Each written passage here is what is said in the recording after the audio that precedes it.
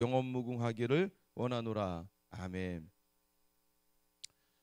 제가 이번 주에 기도원에 가서 기도를 하는데 우리 큐티 학교하는 지체들이 나누었는데요. 기도 제목을 이제 받아서 갔습니다. 이번에 기도 제목을 많이 주셨어요. 아직 안 쓰신 분들은 기도 제목을 쓰셔서 헌금함에 좀 넣어주시면 됩니다.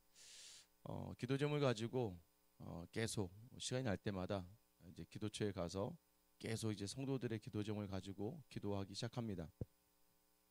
그런데 결국은 이제 기도하다 보면 기도를 계속해요. 뭐 이제 개인의 뭐 아프신 분들 또는 개인의 상황 또 자녀들에 대한 걱정들, 가족에 대한 이야기들 하고. 근데 이제 항상 이제 교회에 대한 기도 제목이 들어서면 다들 이제 저를 위해서 이제 기도 제목을 적어 주시죠. 그러면 이제 목사님을 위해서 그러니까 결국은 제가 성도들을 위한 기도를 하고 있는데 제 기도를 가장 많이 하고 있게 되는 것이죠. 그러니까 모든 성도님들이 대부분이 이제 기도 제목에 저 교회를 위한 기도 제목에 저에 대한 기도 제목을 적어 주시니까 이 기도 제목을 가지고 기도를 하면서 굉장히 감사가 있고 또 감동이 있고 또 그 가운데 제 특별한 하나님 또 은혜가 주어진다는 것을 느꼈습니다. 여러분 기도하는 자리는 결국은 나를 위한 자리라는 것을 하나님이 알게 하시는 것 같아요. 다른 사람을 위해 기도하지만 결국은 그것이 나를 위해 기도하는 것과 같이 되어지는 것 은혜 그게 바로 기도의 자리입니다. 여러분이 새벽에 나와서 기도하시면서 여러분을 향하시는 나는 분명히 하나님의 다른 지체를 향했는데 여러분 그게 하나님의 방법이에요. 여러분 자녀들이 여러분 다른 자녀에게 잘하고 손해보고 또 무언가를 내려놓으면 여러분 어떻게 생각합니까? 그 자녀들을 보면서 더 어떤 마음이 들어요? 더 무언가를 주고 싶고 더 나누고 싶은 마음이 드는 것처럼 여러분이 기억하셔야 될 게 뭐예요? 내가 기도를 하는 것, 기도를 하는데 내가 나에게 기도하는 것 이상으로 다른 사람을 향해서 기도하는 것들이 중요해요. 그게 결국은 우리 자신을 돌아보게 하는 기도가 된다는 것이죠. 오늘 바울이 이 자기 자신 어떻게 이야기합니까? 8절에 보면 모든 성도 중에 지극히 작은 자보다 더 작은 나에게 이 은혜를 주신 것은 측량할 수 없는 그리스도의 풍성함을 이방인에게 전하게 하시고 영원부터 만물을 창조하게 하신 하나님 쪽에서 감추었던 비밀의 경륜이 어떠한 것을 드러내게 하려 하심이라. 여러분 바울은요 자신을 향한 은혜, 그러니까 성도 중에 지극히 작은 자다라고 얘기해요. 그러니까 성도 중에 지극히 작은 자보다 더 작은 나다라고 얘기해요. 그게 자기의 은혜라고 얘기해요. 괜찮아요. 새벽에 들리면 됐어요. 뭐 안 들리진 않죠. 뒤에 말씀 들려죠. 됐죠. 건드리지 마세요. 그냥 놔두세요. 성도 중에서 지극히 작은 자보다 더 작은 나다라고 이야기해요. 근데 더 작은 나를 지금 하나님이 불러주신 은혜가 있다는 거예요.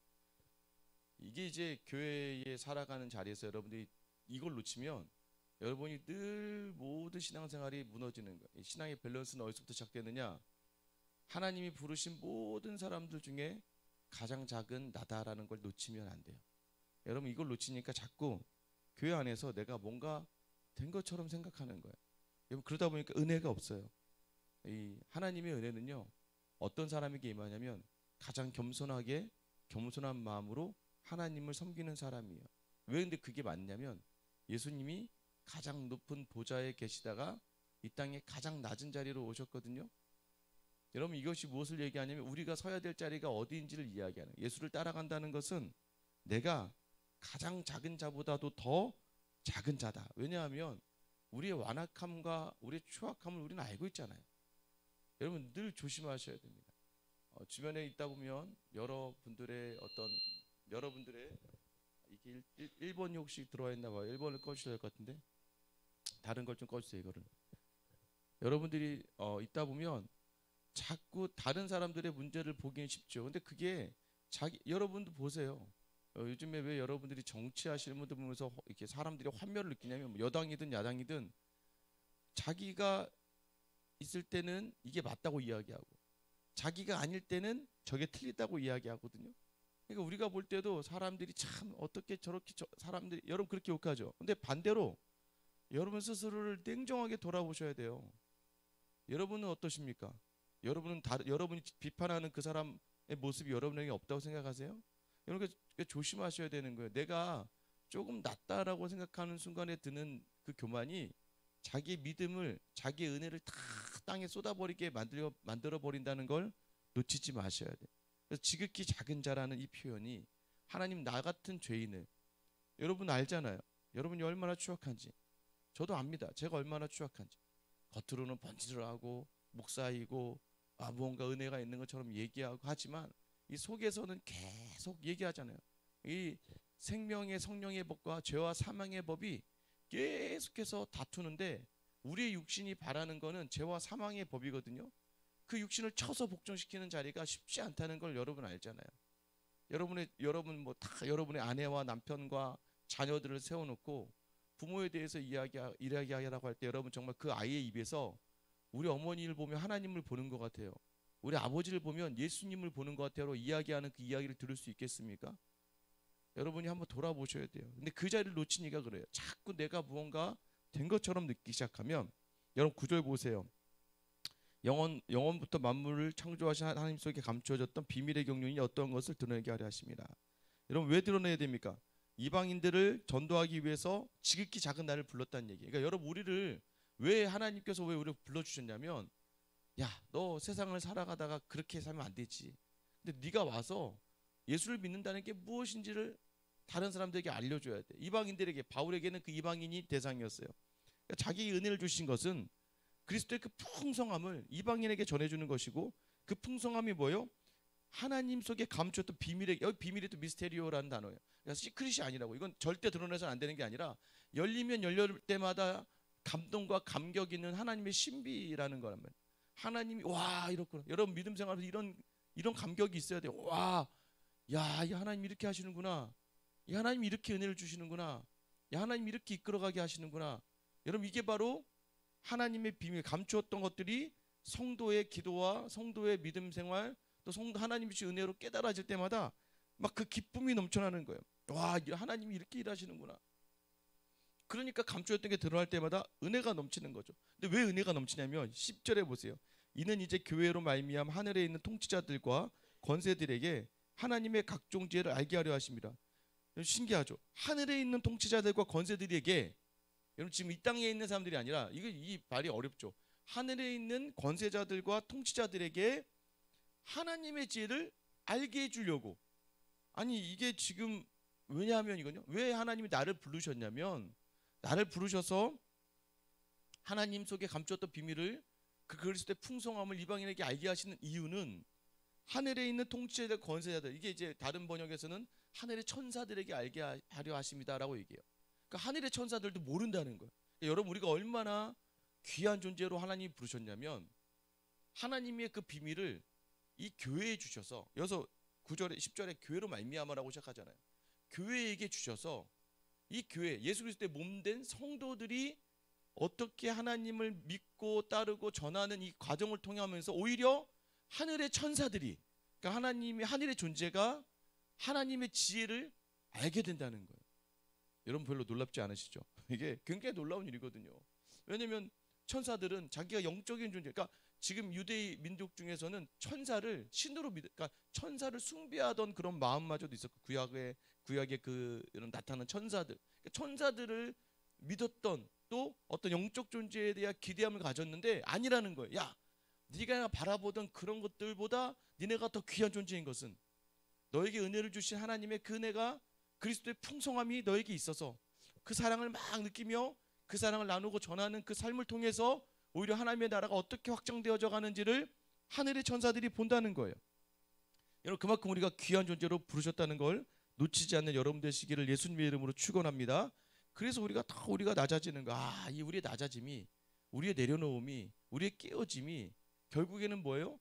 하나님의 비밀을 알게 되는 거예요. 11절 보시면, 곧 영원부터 우리 주 그리스도 예수 안에서 예정하신 뜻대로 하신 것이라 우리가 그 안에서 그를 믿음으로 말미암아 담대함과 확신을 가지고 하나님께 나아감을 얻느니라. 왜 담대함과 확신을 가지고 나아가요?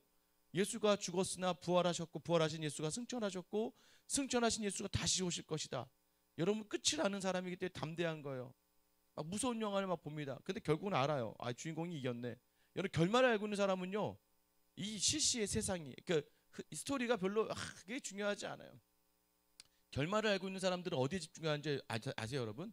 영화의 결말을 집중하고 영화를 다시 보는 사람 특징이 뭔지 아세요? 혹시 내가 영화를 보다가 이 결말과 관련되어서 놓치는 게 있는가를 봐요. 여러분 다시요. 이야기의 결말을 알고 있기 때문에 놓칠 수 있었던 감동들을 다시 잡아내요. 영화 평론가들이 이 부분은 이런 걸 해석하는 겁니다 할 수 있는 이유가 뭐예요? 영화를 다 보고 나니까 이 장면은 복선이었더라. 이 장면은 굉장히 그 주인공이 위태로워하던데 이 위태로움을 통해서 더 놀라운 감동이 있더라. 그러니까 여러분 그게 우리 결과를 알고 있는 사람들에게 주시는 담대함과 확신이에요. 오늘의 답을 모르겠어요. 오늘을 어떻게 살아야 될지 모르겠어요. 그래서 오늘을 어떻게 감당해야 될지도 모르겠어요. 그런데 결말을 아니까 그래 여기에 신비가 담겨져 있고 이것을 내가 믿음으로 감당해내고 이걸 통하여 내가 증인으로 살기로 뭔가 결단하는 사람들에게는 은혜와 감동을 풍성하게 주신다는 거예요. 자, 그래서 13절 말씀 우리 같이 한번 읽어볼게요. 13절 시작. 그러므로 너희에게 구하노니 너희를 위한 나의 여러 환난에 대하여 낙심하지 말라. 이는 너희의 영광이니라. 바울이 갇혀있는 거에 대해서 이해가 안 됐거든. 근데 얘기하는 거예요. 야, 나의 갇혀있는 것으로 너네 염려하지 마라. 이게 얼마나 영광인지를 왜 알게 돼요. 왜냐면 이 바울이 감옥에서 쓴 골로새서, 에베소서, 빌립보서, 빌레몬서의 정말 주옥 같은 말씀들을 통해서 이제 그 새로운 교회들이 하나님의 은혜의 경륜, 그리스도의 장성한 분량, 충만한 분량들, 또 칭찬받는 교회 성도들의 삶, 하늘의 시민권을 가진 사람들의 삶에 대해서 알게 하는 영광의 자리로 인도하시는, 고난의 자리로 끝이 아니게 하시는 하나님을, 그 사랑의 놀라운 은혜를 알라는 거예요. 그래서 예수기를 통해서 받는 그 고난은 반드시 예수님을 사랑하는 표식이 된다는 거예요. 우리 안에 예수님의 흔적을 남게 한다는 거예요. 그래서 여러분 돌아볼 때 그때의 고난이 얼마나 내게 훌륭한, 훈장을 왜 줍니까 여러분? 훈장은요, 나라를 위해서 정말 막 그 땀 흘리고 고난을 감당하며 어렵고 힘든 상황 속에서 나라를 위해 수고한 사람들에게 주는 훈장처럼 예수님의 그 사랑의 흔적은 우리에게 하나님의 그 풍성함을 나타내는, 고난이 고난으로 끝나지 않는다는 걸 드러내는 귀한 우리에게 주신 하나님의 사랑의 흔적이 된다는 거예요. 반드시 그것을 영광으로 되게 하신다. 그러면서 이제 14절에 가면서 바울이 이러한 자신을 위해서 낙심하지 말라. 그리고 내가 너희를 위해서 오히려 기도해. 여러분, 그래서 믿음의 사람은요, 사람들이 나를 어떻게 보느냐에 대해서 흔들리지 않고 오히려 어떤 사람이든 간에 그 사람을 위하여 기도하는 사람들이 어떻게 기도하냐면 14절에 이러므로 내가 하늘과 땅에 있는 각 족속에게 이름을 주신 아버지 앞에 무릎을 꿇고 비노니. 여러분, 하늘과 땅에는 각 족속들이 바울을 좋아할까 싫어할까요? 좋아하지 않아요. 그럼에도 불구하고 나는 기도한다는 거예요. 이름을 주신 아버지 앞에. 여러분, 이름을 주신 아버지 앞에라는 의미는 여러분의 이름은 누가 줬습니까? 여러분의 부모가 줬죠. 그러니까 하나님이 나의 아버지가 되신다, 나를 책임져 주신다, 나를 인도해 주시는 분이다라는 확신을 가지고 무릎으로 기도하는 거예요. 때로는 무릎으로 기도하며 나아가는 거예요. 왜요? 자세가 그 분을 향하는 마음을 결정하거든요. 여러분도 너무 익숙해지면요 쉽게 대하거든요. 그래서 여러분, 저는 이렇게 좋은 관계일수록, 좋은 관계이고 좋은 분일수록 더 잘해야 돼요. 근데 우린 참 우매해요. 좀 처음에는 존경하는 분이었는데 익숙해지면 어떻게 해요? 쉽게 생각해요. 쉽게 생각하다 보니까 함부로 대하면 어떻게 해요? 그분에게 받을 수 있는, 내가 존경함을 따라가면서 받을 수 있는 많은 지혜와 가르침을 못 받게 됩니다. 자기 손해예요, 결국에. 교회도 마찬가지입니다. 하나님이 저를 목회자로 세우시죠. 여러분, 제가 잘나서 여러분 저를 섬기는 게 아니에요. 하나님이 저를 말씀의 은사, 그러니까 여러분도 오셔서 제 설교 듣고 예배를 드려보고 그다음 결정하는 거잖아요. 그럼 여러분, 최대한 저도 여러분도 우리가 조심해야 될 게 뭐예요? 정말 좋은 관계, 이 좋은 관계 해치지 않도록 더 서로 배려하고 더 예의와 또 경솔하게 하지 않고 공손하게 서로를 대해야 돼요. 여러분, 하나님도 마찬가지예요. 하나님을 늘 두려움, 떨림으로 대하는 사람은요, 사람들을 함부로 대하지 않아요. 우리 장로님도 계시지만 연세가 많은 분들 중에 연세가 많다 보면요, 자기 나이를 드러내게 돼요. 근데 오히려 참 하나님을 깊이 하려고 노력하는 분들일수록 더 겸손해요. 우리 교회 나오시는 은퇴 목사님들 보시면 제가 참 그분들의 인격을 느껴요. 저는 많은 걸 배웁니다. 젊은 목사가 수십 년, 30, 40년을 목회를 하셨는데도 불구하고 젊은 목사가 말씀을 전하고 나면 나가시면서 항상 두 눈에 눈물이 글썽글썽 거리시면서 목사님 오늘 은혜 많이 받았습니다. 목사님 너무 감사해요. 여러분 저도 저를 알거든요. 제가 부족한 걸 너무 많이 안 돼도 불구하고 그분들은 저를 보는 게 아니라 저를 통해 드러내지는 그 말씀을 붙들고 자기 삶을 다시 보여잡고 돌아보니까 여러분 은혜 받을 만한 사람들 은혜를 받는 거예요.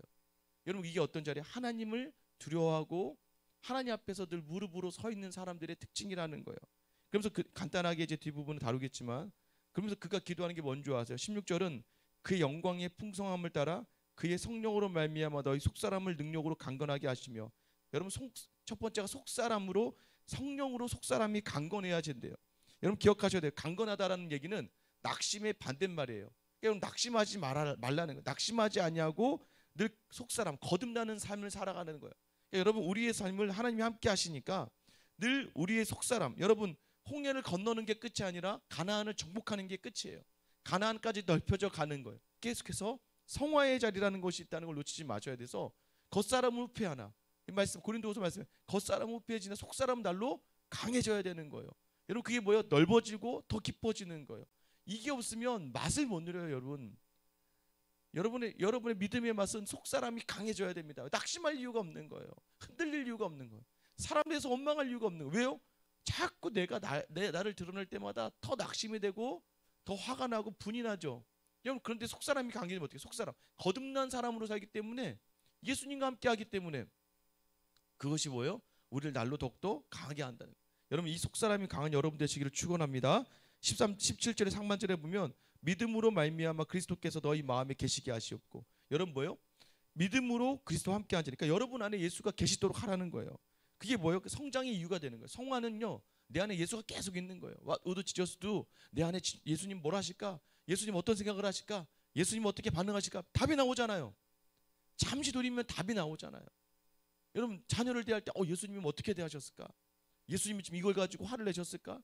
화를 낼 수도 있겠죠. 거룩한 분노가 있을 수도 있으니까. 근데 정말 예수님이 마음을 담아 내가 화를 내는 것인가? 또 남편을 볼 때 아내를 볼 때 어떤 마음으로 돌아봐야 되는가? 예수를 내 안에 담아내야 된다는 거예요. 17절 한마디로 보면 너희가 사랑 가운데서 뿌리가 박히고 터가 굳어져서 사랑 안에서 뿌리가 박히고 터가 굳어져야 된대요. 그러니까 사람이 강건해지는 이유가 뭔지 아세요? 사랑이에요. 여러분 사랑보다 더 강한 게 어디 있습니까? 여러분 우리가 함께함의 이유가 뭐예요? 사랑을 전하고 받으면서 더 예수가 드러나며 우리 안에서 더 충만함이 드러나는 거예요. 여러분 하나님을 사랑하면 나를 사랑하게 돼요. 나를 사랑해야 이웃을 사랑합니다. 여러분 이웃에게 화를 내는 많은 사람 특징이 여러분 이웃에게 비난하는 많은 사람 특징이 뭔지 아세요? 자기 자신을 사랑하지 않아서 그러는 거예요. 근데 나를 사랑할 수 있는 유일한 방법은 나를 정말 사랑하시는 하나님을 사랑하면 나를 사랑하게 돼요. 하나님 나를 얼마나 사랑하시지 않을까? 내가 나를 사랑해요. 내가 나를 사랑하는 사람은 그 사랑이 차고 넘치니까 다른 사람을 정말 사랑하고 존경하고 예우하며 섬겨줄 수밖에 없는 거예요. 그러니까 진정한 섬김은 하나님을 사랑하고 나를 사랑하는 그 사랑이 차고 넘치. 그래서 그 사랑의 뿌리가 터가 박혀야 된다는 거예요. 그리스도가 내 안에 있는 그 떠나보내지 말고 아예 내 안에 예수님을 아예 딱 그 사랑을 뿌리 박도록 해야 된다는 거예요. 그럼 이것이 주시는 은혜가 18절입니다. 능히 모든 성도와 함께 지식에 넘치는 그리스도의 사랑을 알고 그 넓이와 깊이와 높이와 깊이가 어떠함을 깨달아 하나님의 모든 충만하신 것으로 너에게 충만하게 하시기를 구하노라. 결국은 그리스도의 사랑의 충만함으로 깨달으며 나아가야 된다는 거예요. 여러분, 우리 주님이 이렇게 넓으시구나. 이렇게 여러분 보세요. 내가 존경하는 사람이 이 사람이 이렇게 하는 거구나. 이렇게 하는 거구나. 그럼 그거를 보는 거예요. 눈으로 봐야 따라갈 수 있어요, 여러분. 안 보던 걸 하려는 건 너무 어려워요. 내 눈에 보이지 않는 거니까. 근데 좋은 걸 보면요, 좋은 걸 하게 돼요. 그러니까 저는 참 감사하게 생각하는 게 정말 좋은 믿음의 목회자들, 선배들을 또 제 목사님들을 만나게 해주신 하나님께 정말 감사해요. 왜냐하면 그분들에게 제가 좋은 것을 봤거든요. 좋은 것을 본 것들, 그 보고 나니까 더 넓어지고 더 깊어지죠. 여러분 좋은 것을 봤다는 게 뭘 얘기할까요? 성령이 충만하면 우리가 자연스럽게 사랑이 가득하면 예수님이 누구시고 어떤 분이신지를 전하게 되면서 더 깊이 알게 돼요. 알게 되면 어떻게 되면 더 은혜가 있어요. 아까 얘기 말씀드렸잖아요. 어떤 사람이 인기가 많냐면 스토리가 있는 사람이 요즘에 스토리가 있어야 돼. 스토리가 사람이 이야기가 있어야 돼. 그럼 그 사람에 대한 이야기가 있으면 그 사람에 대해서 감동이 있어요. 예수 그리스도를 만나고 예수와 함께하는 그 자리, 예수를 더 알아가면 알아갈수록 하나님을 더 알아가면 알아갈수록 이 하나님의 무궁무진한 사랑을 알게 되니까 그 넓이, 길이, 높이, 깊이가 다르다는 거 아니까 여러분 그 충만함이 나에게도 임하게 되는 거예요. 여러분 저는 여러분들이 예수를 알기를 원하는 자리를 놓치지 않고 이 충만함으로 서게 되기를 예수님의 이름으로 축원합니다. 그래서 바울이 이야기하는 거예요. 이것을 아니까 나는 이것을 안다는 거예요. 그러니까 나는 낙심하지 않는다는 거예요. 야 내가 감옥에 갇혔다 낙심만 있네? 야 무슨 소리니? 하나님만의 은혜의 경륜을, 집을 세우는 일을, 비밀의 경륜을, 하나님의 비밀을 드러내시는 일을 이 고난 속에서 하시는 분이야. 그러니까 여러분 주어진 고난이 있습니까? 여러분 그 고난을 고난에 맞서서 하나님의 고난 앞에서 어떻게 이 일들을 계획하시는지를 놓치지 않는 믿음이 여러분에 있게 되기를 축원합니다. 근데 그게 왜 가능하냐면 20절이에요. 우리 가운데 역사하시는 능력대로 우리가 구하거나 생각하는 모든 것에 더 넘치도록 능히 하실 이에게 교회 안에서 그리스도 예수 안에서 영광이 되도록 영원히 무궁하기를 원하노라. 여러분 뭐요? 우리가 구하거나 생각하는 것 모든 것에 더 넘치도록 능히 하실 이에게. 그 고난 가운데에서도 이렇게 주님 안에 거하고 주님을 내 안에 담고 풍성해지고 더 나아가길 원하는, 그래서 충만함으로 나아갈 원하는 하나님의 성도들의 모든 구하는 것과 바라는 모든 것에 생각하는 모든 것에 하나님 뭐예요? 더 넘치도록 하신다는 거예요. 여러분 믿으십니까? 우리의 생각보다 더 놀라운 일을 하신다는 거예요. 어떤 사람에게요? 고난 속에서 고난에 있다 할지라도 그 그리스도를 안에 담으며 풍성함으로 하루를 살아내는 사람들, 그 더 겸손하게 더 넓게 예수 그리스도 따라가신 그 길을 가려고 하는 사람들에게는 우리 주님은 네가 생각하는 것 야야야 너의 생각이잖아. 아 네가 구하는 것 아유야 그 구하는 거 내가 그 이상으로 주는 거야. 하나님은 단 한 번도 우리에게 우리가 기대하는 것만큼 주신 적이 없고 우리가 기대하고 우리가 원하는 것 이상으로 주셨기에 우리는 그것을 뭐라고 얘기하는 거예요? 은혜라고 이야기하는 거예요. 왜 은혜냐면 내가 한 것보다 더 많이 받아서 은혜예요. 내가 하는 것보다 하나님이 더 주시기 때문에 우리는 늘 그 자리를 은혜라고 고백하는 거예요. 그래서 그 은혜에 있는 사람이 어떻게 더 큰 은혜로 나아가는 거예요. 감사하는 사람이 더 큰 감사로 나아가는 거예요. 오늘 내 앞에 서 있는 고난들이 있어요. 막막해요. 이걸 어떻게 하지? 이걸 하려고 했더니 막 귀찮아지기도 하고 힘들 것도 같대. 근데 중요한 건 뭐예요?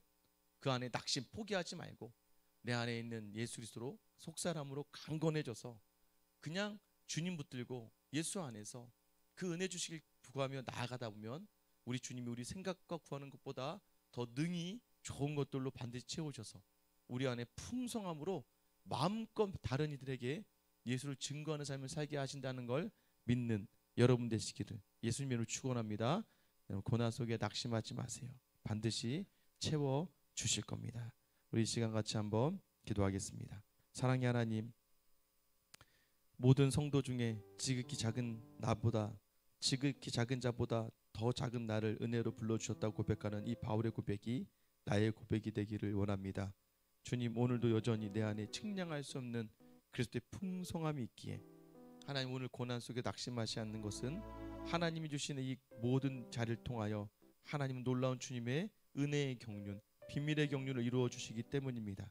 주님, 오늘 그런 우리가 정말 주님 안에서 속사람으로 강건하여지고 하나님 더 주님을 마음에 담고 그 사랑으로 뿌리 박으며 터가 굳어져서 성령 충만함으로 그 사랑을 알고 그 너비와 길이와 높이와 길이에 깨달아 더 주님을 알아갈수록 주시는 그 은혜와 감동을 가지고 주님 마음껏 주께 나아갈 수 있는 이 땅의 것으로 실망하고 아쉬워하고 사람들에게서 얻을 기쁨과 칭찬이 아니라 오직 그리스도 예수 안에서 다시 충만하게 주시는 그 은혜의 자리를 고난 속에서도 마음껏 누리는 우리 모든 성도들 다 되게 하여 주셔서 담대하게 확신 있게 살아가는 하루가 되게 하여 주시옵소서. 이 일의 모든 그 자리 첫 자리 되시고 반드시 이루어 주시는 우리 주 예수님의 이름으로 기도드립니다. 아멘.